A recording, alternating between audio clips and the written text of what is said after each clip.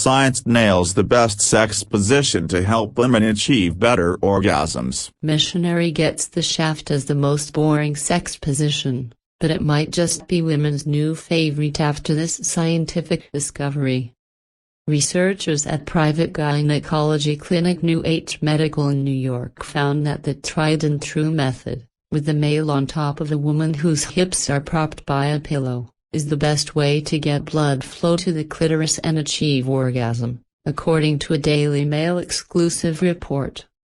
Doctors used an ultrasound scanner to measure blood flow on a test couple as they got it on in 5 positions for 10 minutes each, including face-to-face with female above, the cowgirl, face-to-face and seated, lotus, face-to-face with male above, with and without a pillow, missionary, and kneeling with woman bent over, doggy style. Additionally, according to the scans, face-to-face positions generally enhanced clitoral blood flow, leading to better orgasms. Despite countless guides touting how to please your man, woman available in the media, the team of researchers, led by Dr. Kimberly Lovey, aim to address an dearth of scientific research that evaluates the association between different coital positions and their ability to produce female orgasm, they wrote, per Daily Mail. The kneeling, rear entry position produces the least amount of direct clitoral contact, and resulted in a negligible increase in blood flow compared to the face-to-face positions, researchers wrote, per Daily Mail. The pillow was key to maximum pleasure as they achieved deeper penetration.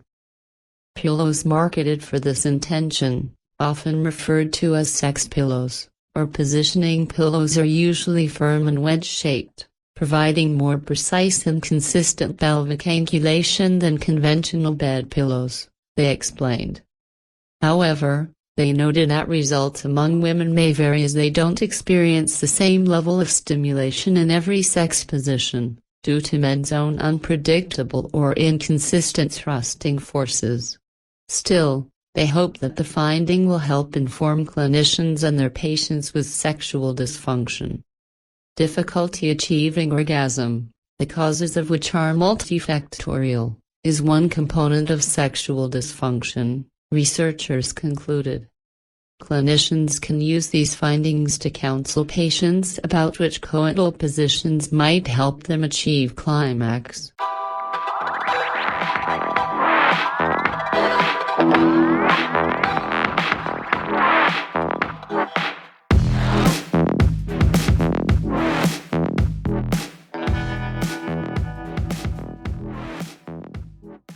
Men with these sexy features are the best in bed, survey finds. Beauty is in the eye of the beard holder. The rom-com cliché of a well-stubbled sex machine with a piercing stare might not be far off. A recent study found that bountiful beards and brown eyes are the biggest indicators of whether a man is an assassin in the sack. The Salacious survey, conducted by onbuy.com, asked 4,550 women to list the physical attributes of men they have had the best sex with. The Sun reported. Clocking in first was facial hair, with a whopping 73% of participants claiming that their best sex partner sported a heavily forested chin. Meanwhile, 71% of women ranked men with cappuccino peepers as the best in the boudoir.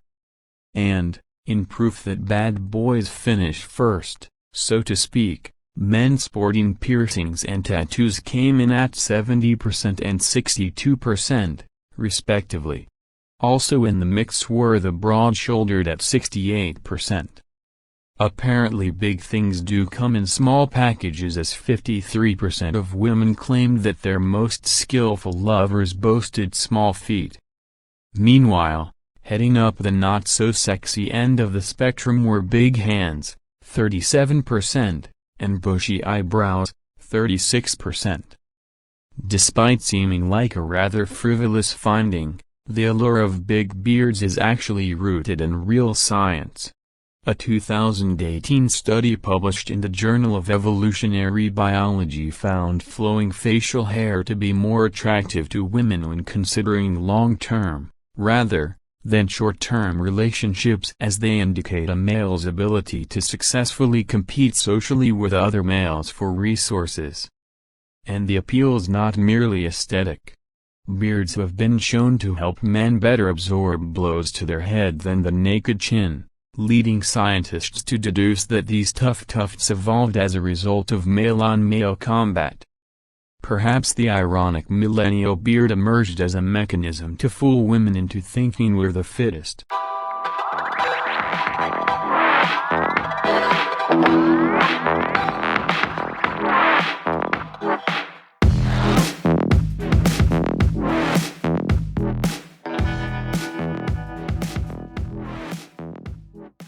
Women are more likely to cheat than men. Here's why. Science is finding that women struggle more than men when it comes to staying faithful in relationships. Even when your marriage is good, you still miss that rush of feeling so excited you can't eat or sleep when you're having such an intense time emotionally and sexually with a new person. That's what I kept going after, and what I couldn't say no to. That's how Annika, 45, from Melbourne, describes her experiences with cheating, and she's far from alone. According to a growing body of research, many women in long-term relationships are sexually adventurous and have secret lovers. The view that it's mostly men who cheat because their partners lose interest in sex is outdated. Science says that it's actually women who struggle more with monogamy because they get bored in the bedroom. Women crave sexual variety, and while some stifle their desire, others will be unfaithful. Wednesday Martin, an anthropologist and author of Untrue, refers to this new research as the Great Correction. Martin interviewed dozens of sociologists, sex researchers and anthropologists for her book on female infidelity, and says the sad, sorry picture painted of the female libido is grossly wrong. It is alive and kicking, and eager to be satisfied. The new research is correcting false notions that women have lesser libidos, that women are more naturally monogamous, and that it's easier for women to partner for life, explains Martin. Women don't like sex less than men, but they do get bored of sexual sameness. While males may have higher levels of spontaneous desire, women take the lead for responsive or triggered desire. Spontaneous desire is when you suddenly think, it would be nice to have sex. It comes over you like hunger or thirst, says Martin. Responsive or triggered desire occurs when something suggests the idea of sex to you, you're watching or reading something, or a partner initiates a sexual encounter, and you get turned on. For that type of desire, women's libidos are every bit as strong as men's.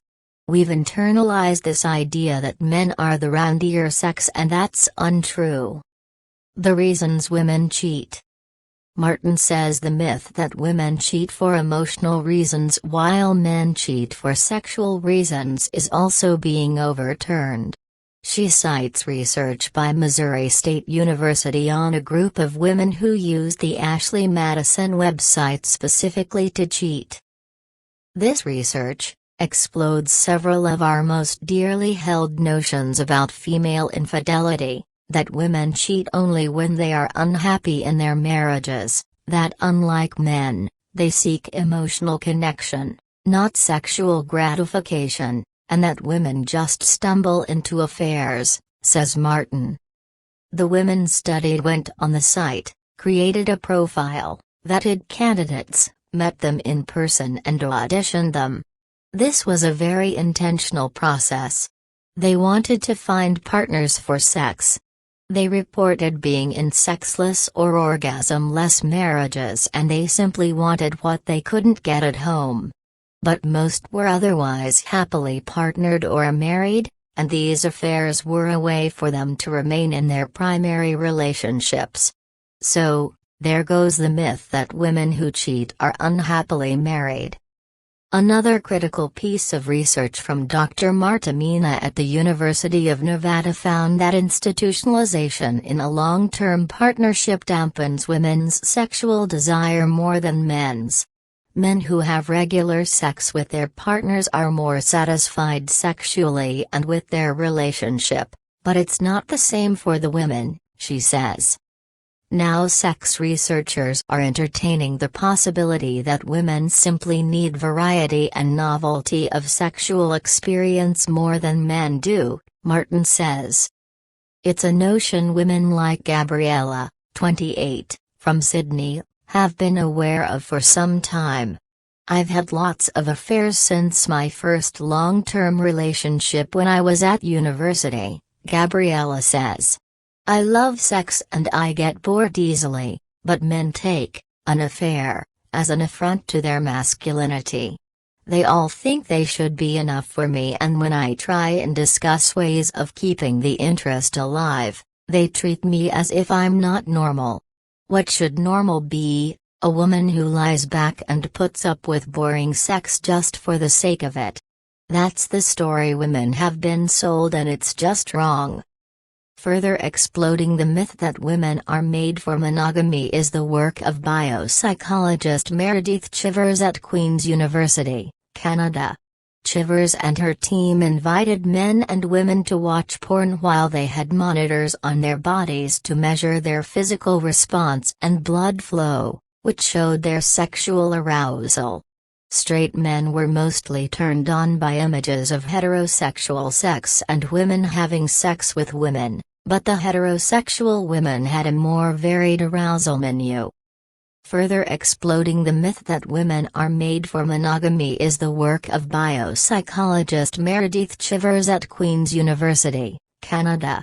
Chivers and her team invited men and women to watch porn while they had monitors on their bodies to measure their physical response and blood flow, which showed their sexual arousal.